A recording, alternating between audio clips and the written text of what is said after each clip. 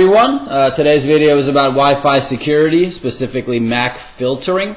It's brought to you by Cashman Cybersecurity. You can find more information about us at cashmanconsulting.com.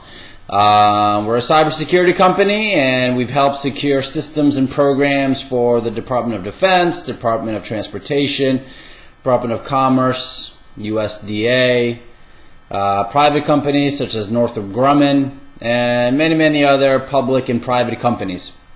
So we've been receiving a lot of questions about Wi-Fi security, so we thought we'd touch on one of the ways that you could help secure your Wi-Fi connection so that other people are not connecting to your Wi-Fi routers and are not snooping on you and are not using your bandwidth. And let's jump right into it. We typically try to keep our videos under 10 minutes. We'd like to make our videos short and to the point and not waste your time. So let's get right into it. So the first thing we want to do is define or understand what a MAC address is so that we can then get into MAC filtering. We're going to make this very quick, just for the folks who don't know what a MAC address is or what MAC filtering specifically is. So let's just Google it. And we'll see here that a MAC address is also called a physical address, but it is a unique address identified to a network interface. It could be a wireless network interface, it could be a physical network interface. So let's see what our network interface, MAC address is.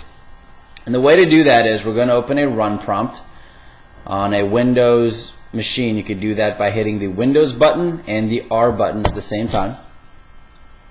And type in CMD, as you see here. That'll open up a command prompt. That's what CMD stands for. You can make this screen bigger if you like. But here we're going to type in ipconfig space /all, as you see here. Alright, then hit enter. At this point, we're going to see a whole bunch of information. We don't care about a lot of it, so don't be intimidated by it. But we'll see our wireless LAN interface here. Let me make sure I highlight this for you guys. So you want to go to Edit, Mark.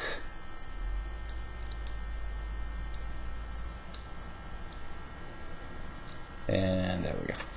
So this is our wireless interface. If you're using a wireless connection, we want to be looking here. If you're using a physical cable to connect to the internet or to your network, then we'll look at the Ethernet adapter interface. And you may see a bunch of other interfaces as well, but for our purposes, we're using a wireless connection, so we are going to look at the wireless interface. So how can I tell what the MAC address is for my wireless interface? Well, we just read that it's also your physical address.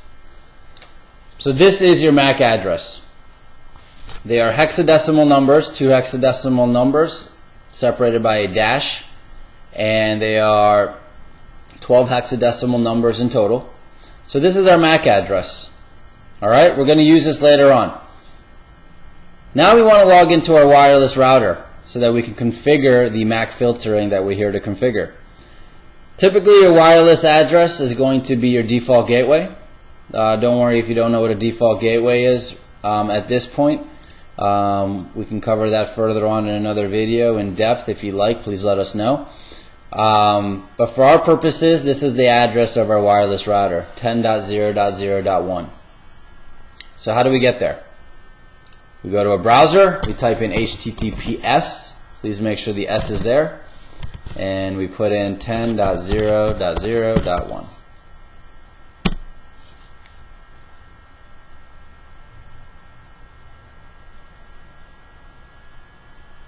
So we have an Xfinity box here that we're using for this video. You probably do have another box, another wireless router if you have another provider. Don't worry, a lot of the concepts are the same. It can transfer over directly to another wireless router. But if you do come across any issues, just leave us a comment and we will do our best to get back to you. So we're going to log in here. Unfortunately, Xfinity does not allow you to change your username, but it does allow you to change your password, so please make sure you go ahead and do that. Once you log in, we want to go to connection on the left hand side, and then we want to go to Wi-Fi. Alright, so once we're here, you'll see Mac filter settings are right in the middle of the page. So we want to focus on two pieces here, the Mac filtering mode and the wireless control list. Very simple concepts. The Mac filtering mode allows you to pick from these three options. Allow all means that any Mac address, so any laptop or computer or mobile device can connect to my Wi-Fi as long as they can get to it. Allow and deny here allow you to set a specific list of MAC addresses that either can or cannot access your wireless router. So right now you'll see that the list is empty, the wireless control list, and we're set to allow all.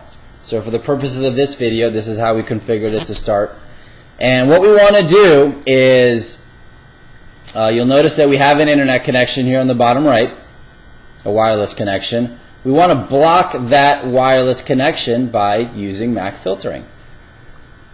So how do we do that? We can come in here and put in the MAC address that we found.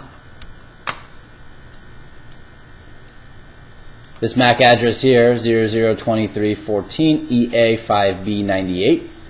Put it here and add it. Or since my wireless router has already seen me before, it's actually saved me in its memory.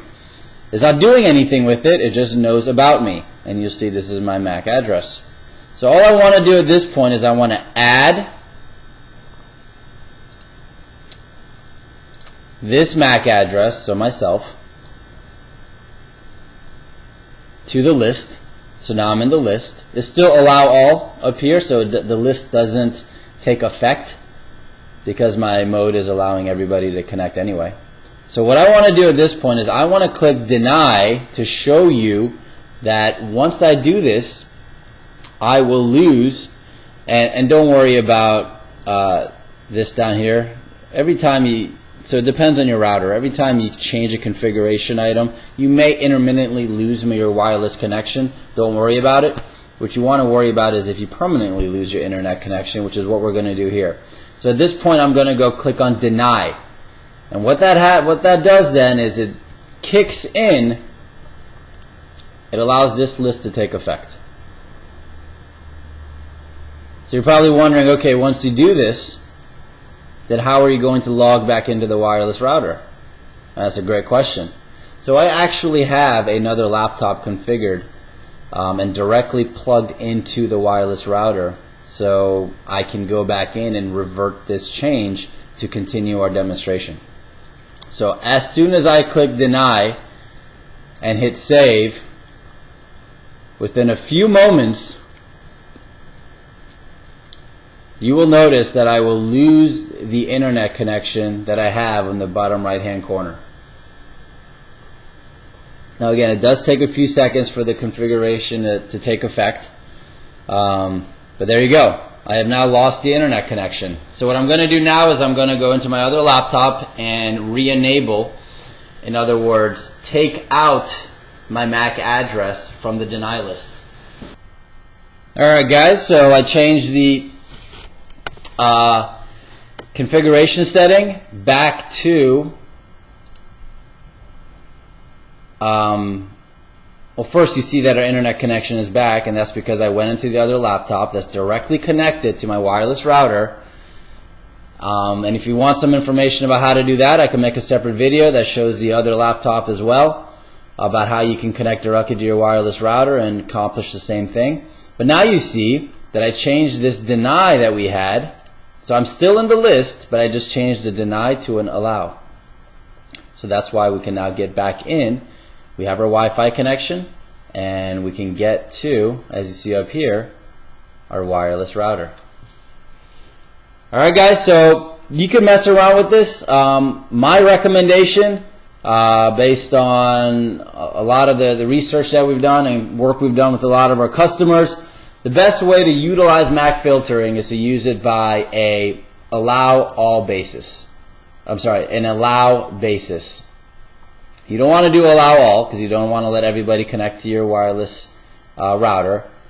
And deny may be a quicker way to configure your MAC filtering. However, it's not a very effective way. What happens with deny is you may not consider certain MAC addresses. You don't know who you don't want to permit to connect to your wireless router.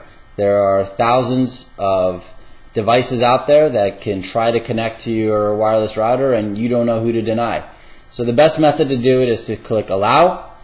You should know who is allowed to connect to your wireless router, whether it's in your enterprise, in your small business, at your house. And remember, devices that can connect to wireless routers, there's a lot of them, right? There's laptops, there's workstations, there's mobile devices, there are tablets, there are a lot of devices. And all of those have MAC addresses.